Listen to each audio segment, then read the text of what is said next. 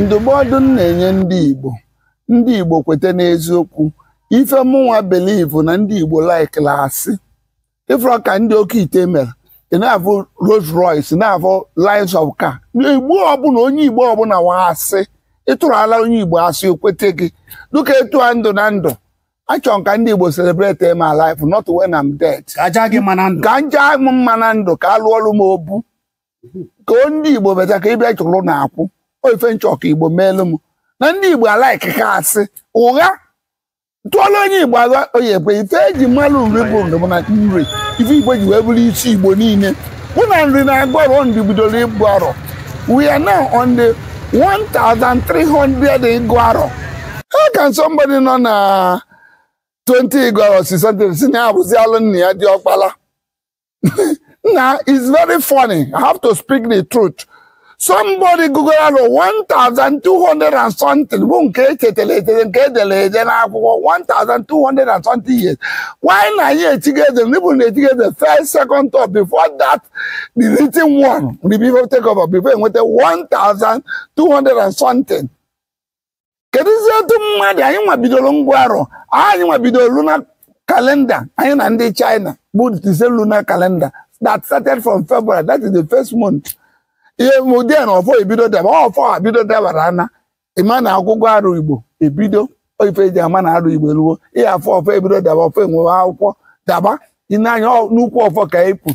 In nine, if you don't have bido me one color, no new poor for. And I'm as I catch your for Nkete. No for Puna, be man, I'm a banker, and you're no funny. I know is mezu offer. I know it's mezu offer. Matakwana Mumudiana and we're offer Mbonambonanre. Before Chichi, Adamakuyemoku, Ezoabaka Jofonibo, or former Puna Bem. All for Mudiana, or for Adama, Motala, or fire, no Kuliata, no room to the law for none. No Adama more for none. A bankabo, no Mutagoma. Makana ihe ọdụna na na-eme tọlụchukwu ụtọ ofu money na adụ na bem wee abata na bem ndị na-agụ arọ nya bụ nnukwu ihe kachasị Igbo na-eme bịa na ndị obodo ọzọ na-amụzi amụ nri na-eme ọnwa dị iche iche na-eme ụta dị iche iche dịka ọnwa agwụ nri na-eme ya ife nri na-eme erika nri na-eme ọnwa atụtụ mana ịma na ụka bịa mebichie ife ụmụ ihe niile a kịta ụka bịa mebichi ụfọdụ ya tati musa dey follow zia it's not flowing onya ka nji wee bịa ka m bido kwe nya ka nji wee bịa weta the Foundation for World Peace and Cultural Reorientation nji wee bụrụ international president to revive most of the thing and reform them. I'm a reformer. I come to reform Igbo tradition and culture, and that's why I came.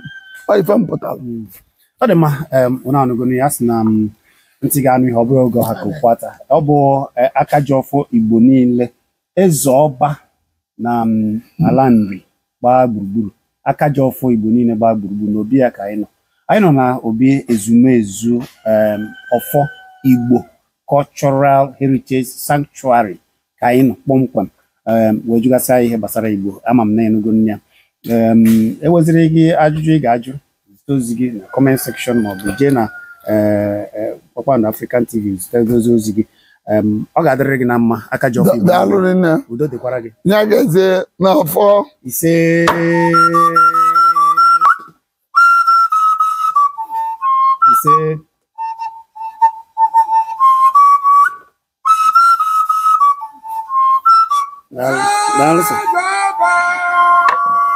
isi mmiri the custodian of Igbo culture ọ dị ka nwụrụ anwụ nna ya dọba ya ekene gị omenigbo ekene gị anyị kenekwu ndị ọbịa bịa na be anyị nna ya dọba ya ekene gị ode njinjim isi mmiri anyị kenekwe gị daalụ sọ ndị ọbịa bịa na be anyị ọya bakwa gị ọya bara ụnụ ebe ụnụ na-akwado Igbo ya akwado ụnụ nna ya zọba Chukwu ya bụ ike gị Chukwu ya ekwu gị ike iwu ya eji na-akwado Igbo ahịa aka ọkwa gị aja na Igbo ya akwado okwu gị ya gazie n'ọgbọ n'ọdụ ukwu ọgbọ ka anyị nọ maka onye amaghị egosi ya daalụ thank you